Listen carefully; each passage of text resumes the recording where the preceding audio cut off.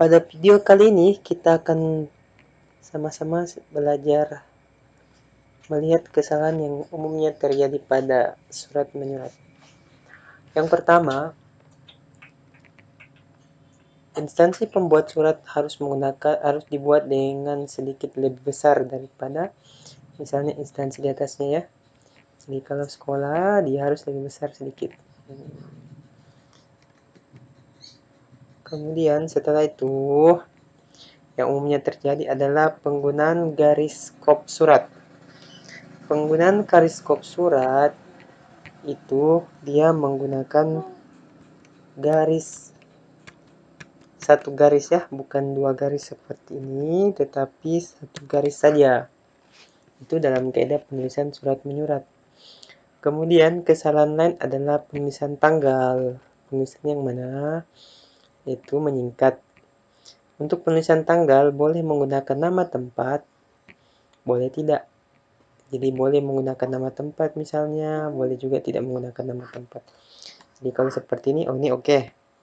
Ini oke.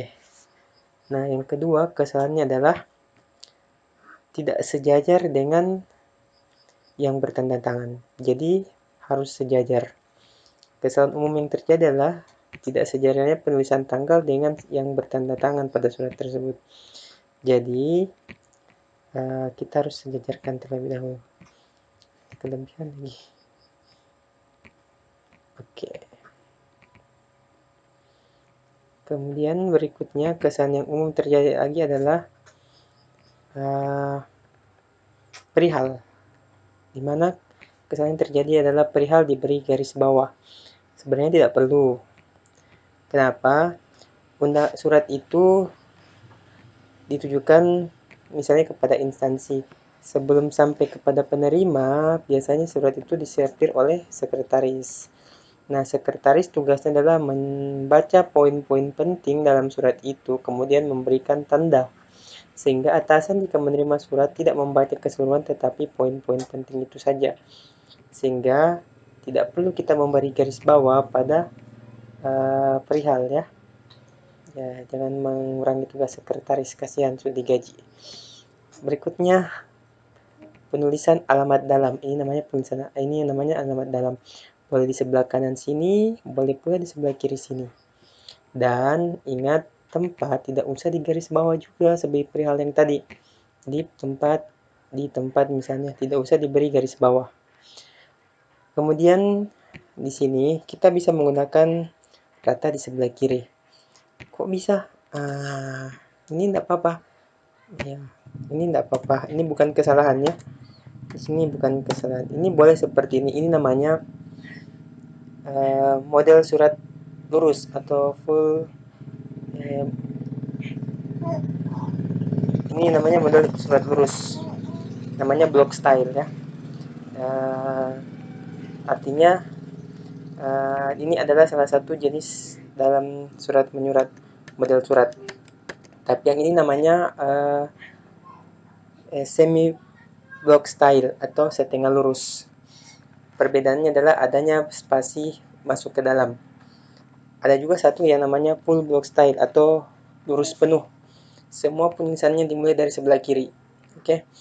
Ya, berikutnya adalah ini kita lihat penulisan nama. Umumnya menggunakan huruf besar. Tidak masalah sih sebenarnya, tapi akan menjadi masalah ketika yang bertanda tangan adalah dokter. Bagaimana membedakan dokter dengan dokter? Ya. Jadi penulisan nama yang benar adalah tidak menggunakan huruf besar secara keseluruhan, tetapi cukup menggunakan huruf besar di awal nama. Yang berikutnya, kesalahan yang umumnya terjadi adalah tembusan di garis bawah juga. Sebenarnya tidak perlu. Kenapa? Ini bukan termasuk hal yang harus dibawa garis bawahi.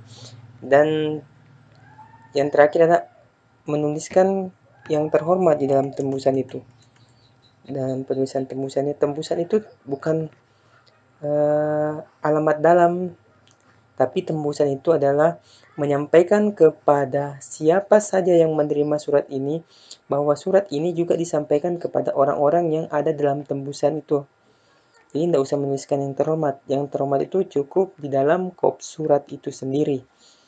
Cukup di alamat dalam itu surat itu sendiri. Dan yang kedua adalah arsip. Jika tidak ada tembusan atau cuma ada arsip, maka tembusan sebaiknya dihapus saja. Tapi jika ingin meletakkan seperti ini boleh, menghilangkan juga boleh. Jika cuma satu, yaitu tembus arsip. Arsip atau tertinggal. Ya. Hal lain yang perlu diperhatikan bahwa jika surat itu sifatnya arsip, maka jangan lupa menuliskan inisial pembuat surat, pembuat dan pengetik surat di bawah sini. Kalau itu sifatnya untuk menjadi arsip. Kenapa? Fungsinya adalah untuk memudahkan ketika terjadi pengecekan atau memerlukan